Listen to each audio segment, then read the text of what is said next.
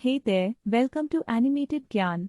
We are on a mission to hit the big 100k. Only 3% of our viewers are actually subscribed. Subscribe now to help us feel motivated and create more such videos.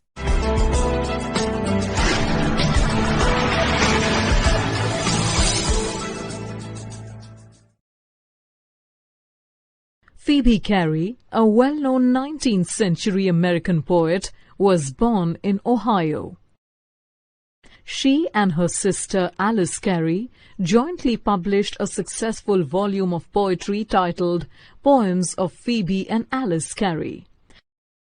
After the success of their book, the sisters moved to New York, where they wrote prolifically and hosted literary gatherings. Phoebe Cary, apart from writing poetry, also contributed to the newspaper, The Revolution, which was known for its radical feminist views. Her notable works include poems and parodies, poems of faith, hope, and love, and hymns for all Christmas. The ballad, A Legend of the Northland, narrates the story of how Saint Peter cursed a woman to become a woodpecker because of her greed and selfishness.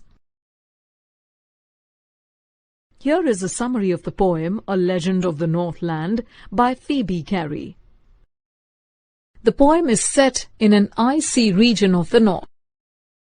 In this region, the days are short and nights so long and cold that people find it difficult to sleep at night. When it snows, the people of the region harness reindeers to sledges. The children of this land look like bear cubs because they wear clothes made of fur.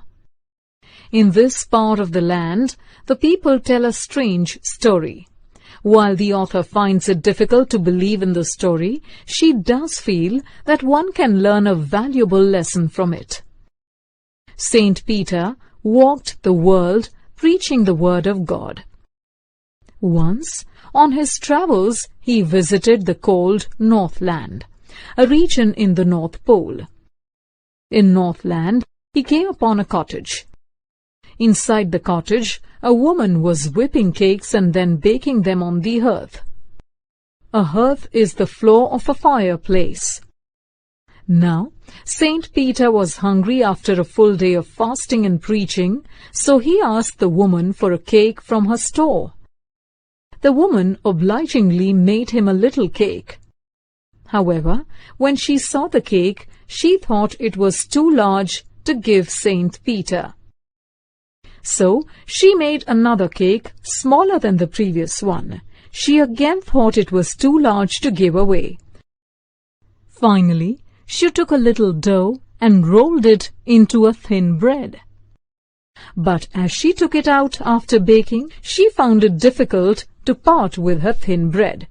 She thought that her cakes seemed small when she ate them. However, when asked to give away her cakes, she found them too large.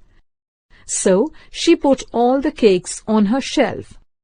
Saint Peter, who was hungry and tired, grew angry.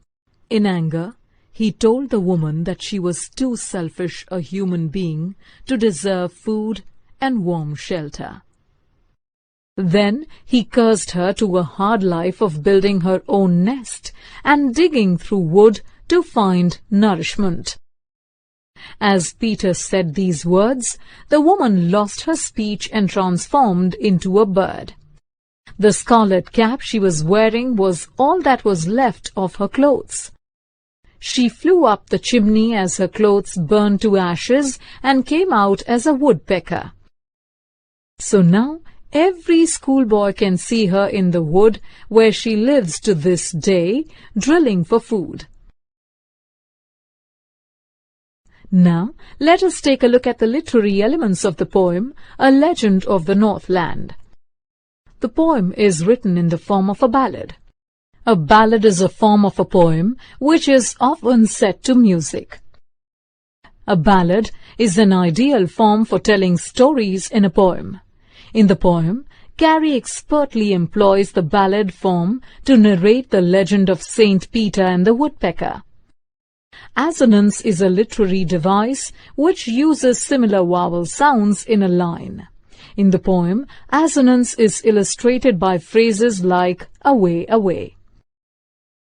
In the poem, Carrie repeats certain words to state the theme of the poem. By repeating the words like cake, faint, boring, she brings out the theme of greed and selfishness. Carrie, through imagery, emphasizes on the exotic setting of the poem. She uses phrases like in the Northland, harness the swift reindeer, bears cubs to convey this message. Later in the poem, she uses imagery of boring into hard, dry wood, scarlet cap, and black as coal to state the moral of the story. This poem is in the form of a ballad, where usually the second and fourth lines in the stanza rhyme. The words few and through rhyme with each other, whereas Northland and winter do not. So the rhyme scheme for this poem is ABCB.